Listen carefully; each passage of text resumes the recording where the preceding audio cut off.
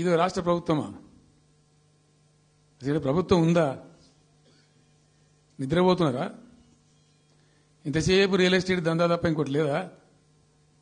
ఇల్టు భూములు ఎట్లా అమ్ముదాం, పల్టు భూములు ఎట్లా అమ్ముదాం, ఆ భూములు ఎట్లా దెబ్బ పెడదాం, ఇంకెంత కమిషన్ కొడదాం, ఇది తప్ప రాష్ట్ర ప్రయోజనాలు, నీళ్లు, రైతులు, మనుషులు లేరా? ప్రాజెక్టులు ఎందుకు 2 నెలల నుంచి 1 రూపాయి పెట్టలే? మేము అదోటి ఇదోటి అడ్డం పొడుగు మాట్లాడి, కిరికిరి మాటలు మాట్లాడి, ఈ కారు కూతలు కూసి ఏదో చేస్తామనుకుంటే నడవదిగా. ఈ ఏడాది దాకా వేరే కథ, రేపటి నుంచి వేరే. తోలు తీస్తాం ఎక్కడికక్కడ. ప్రజలు ఖచ్చితంగా ఎక్కడికక్కడ నిలబెట్టే ప్రయత్నం చేస్తాం. అడుగున చెక్ చేస్తాం. ప్రతి విషయంలో చెక్ చేస్తాం. Sufficient time we have given. మేము తొందరపడి మేము ఎందుకు కన్నెర్రయ్యి మా ప్రభుత్వం పోయింది వీళ్ళు వచ్చింది అనేటువంటి ఒక పిచ్చి అయ్యి అట్లా మేము చేయలే. అటువంటి వాడికి పోలే. ఇష్యూల మీద పోరాడుతున్నాం. ఒకే ఫీజు రియంబర్స్ మీద పోరాడుతున్నాం, ఇంకోటి పోరాడుతున్నాం. రకరకాల భూదందాల మీద, దోపిడీ మీద, లగచర్ల మీద, గిగచర్ల మీద పోరాడుతున్నాం. పార్టీ కొట్లాడుతున్నది. తప్పకుండా తప్పదు కాబట్టి కొట్లాడుతాం. ఇప్పుడు మొత్తం మొదటికే ముప్పొచ్చే పరిస్థితి ఉంది. మన ఇళ్లలో పండుగ పూట వచ్చి యాటను కోస్తే కాళ్ళు తలకాయ కోసినోనికి ఇస్తాం కదా. ఇక మటన్ కొట్టు మస్తాన్ కూడా చెప్పిన, ఆ కేసీఆర్ ఖాళీగా ఉన్నాడంటేనే 2 ఏళ్ళు ఫామ్ హౌస్లో ఏం చేస్తున్నాడంటే తోలు తీసేది ప్రాక్టీస్ చేసిండంట. తోలు బాగా తీస్తాడంట. నీ మటన్ కొట్టులో ఈ తోలు తీస్తాడు, కాళ్ళు తలకాయలు మాత్రం ఉచితంగా సాయంత్రం పోతే దావతులో బోటిగిన ఏమైనా కొట్టుకొని సాయంత్రం 2 వేసేటప్పుడు తీసుకుంటాడేమో అని.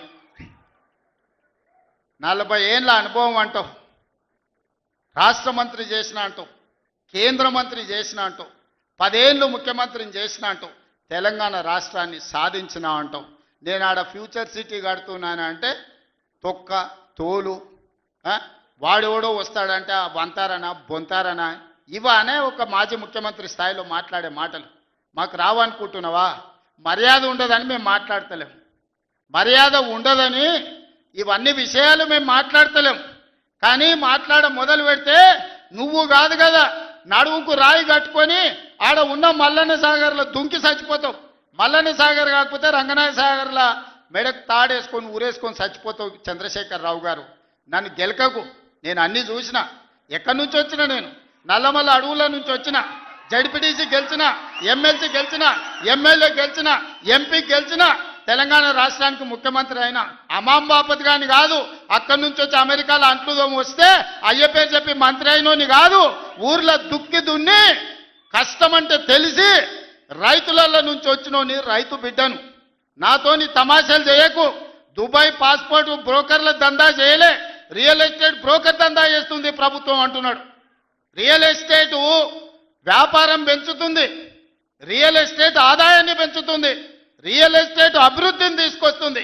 నీ కొడుకేమో హైదరాబాద్లో రియల్ ఎస్టేట్ వాడిపోయిందంటావు. నువ్వు వచ్చేమో ఈ ముఖ్యమంత్రి రియల్ ఎస్టేట్ దందా చేస్తున్నాడు అంటాడు. ఇదేమన్నా పాస్పోర్ట్ బ్రోకర్ల దందానా? నేను ఎవరినేం దుబాయ్కు పంపుతా అని మోసం చేయలే.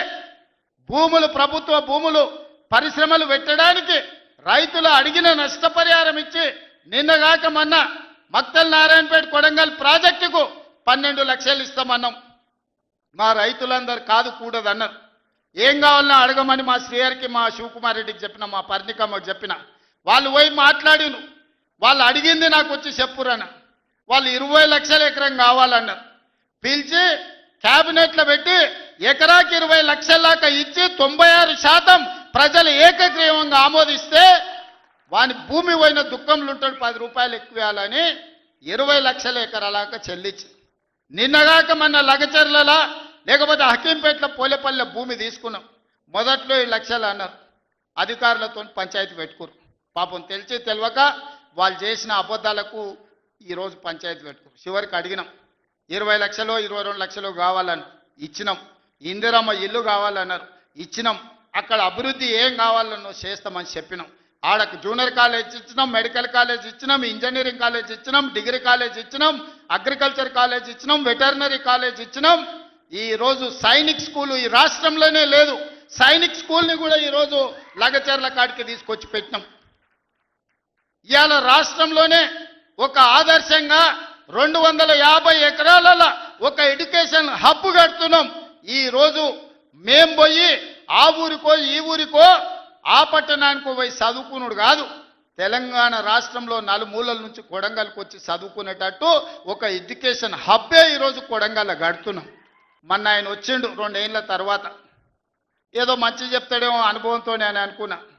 పెద్ద మనిషి కదా, మనం కూడా ఈ మధ్యకాలంలో ఎప్పుడేం అనలేదు. ఏదైతే మీకు చెప్పినో అంతకంటే ముందు నా మీద 181 కేసులు పెట్టిండు.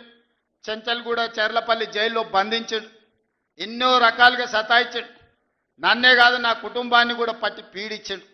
కానీ బాధ్యత వచ్చినాక ఆలోచన చేసిన, నా కోపాన్ని నా బాధను దృష్టిలో పెట్టుకొని ఇవాళ పగ సాధించే కార్యక్రమాలు మొదలు పెడితే ఆయన పై వలగొట్టే పని పెడితే రాష్ట్రానికి నష్టం జరుగుతుందని తూవాన్ పాపన వాడు పోతాడు, పోని మనం మంచి పని చేయాలి. దేవుడు శిక్ష ఇచ్చిండు. నేను ప్రమాణ స్వీకారం చేసినాడే కూలబడ్డాడు, నడువిరిగింది. ఇంతకంటే పెద్ద శిక్ష నేను జైలు వేసినా అయ్యేదేం లేదు. ఆయననే ఫామ్ హౌస్ను ఒక బందీఖానగా మార్చుకొని చుట్టూతో నా పోలీసులే ఉన్నారు, లోపల ఆయన ఉన్నాడు. చెర్లపల్లికి పంపించినా చెంచల్గూడకు పంపించినా గదే అవుతుంది కదా. ఇక తిండి బరువు నాకు ఎక్కువ అవుతుంది. అదొకటి. లోపల చెర్లపల్లి చెంచల్గూడ పెడితే ఆయన తిండే తినికి మళ్ళీ ఆయన ఏదైనా కావాలంటే అది అయితే సర్కార్కి ఎక్కువ ఖర్చు అవుతుంది. తిండి ఆయన సంపాదించేది ఇన్నా ఫామ్ హౌస్లే ఒక బందీఖానగా పెట్టుకొని చుట్టూతో మన పోలీసులే పహారా కాస్తున్నారు. ఇక ఆయన చేసిన పాపాలకు ఆయననే పోతాడని ఊరుకున్నా. ఎప్పుడన్నా ఏమన్నా అన్నానా? ఎప్పుడన్నా ఏమన్నా అన్నానా? మీరు చెప్పురు. ఇక్కడ పాత్రికా మిత్రులు ఉన్నారు అందరు, నాకు కూడా దోస్తులే కదా వాళ్ళందరూ. చెప్పురు ఎప్పుడన్నా ఏమన్నా అన్నానా? ఒక్క కేసు అయినా పెట్టినా? పోనీ ఈ జిల్లాలో ఎవరి మీద నన్ను ఒక కేసు పెట్టినా? ఎన్ని పాపాలు చేసారు వాళ్ళ ఎమ్మెల్యేలు మంత్రులు మీకు తెలుసు కదా. ఎంతమంది ఆస్తులు గుంజుకున్నారు మీకు తెలుసు కదా. ఎవరినన్నా నేను కక్షతోనేమన్నా చేసినా? నేను ఒకటే అనుకున్నా, ఎవరి పాపానికి వాడు పోతాడు. మనం చూసినా చూడకపోయినా పైన దేవుడు ఉన్నాడు, పైనుంచి కిందికి చూస్తూనే ఉంటాడు. ఎవరిని లెక్క వానికి రాస్తూనే ఉంటాడు, ఎవరిని మిత్తి వానికి చెల్లిస్తూనే ఉంటాడని. ఆ మిత్తిలో భాగంగానే నేను ప్రమాణ స్వీకారం చేయడానికి పోయిన రోజే మంచం మీద నుంచి బోర్ల పడి మక్కెలు ఇరిగి మూలకు పడ్డాడు. ఇక ఆయన నిన్నొచ్చి పెద్ద మనిషిలాగా మంచి చెప్తాడేమో అనుకున్నా. తోలు తీస్తా అని అన్నాడు. తోలు తీస్తాడంటేనే ఇక నేను చెప్పదలుచుకున్నా, అయ్యేగా నా సంగతి వదులు కానీ మా సర్పంచులు వచ్చిండ్రు, రా ఏ తోలు తీస్తావురా? నీ తోలు తీసుడు కాదు, నిన్ను చీరి చింత కట్టి చింత మడకల ఏలాడేసి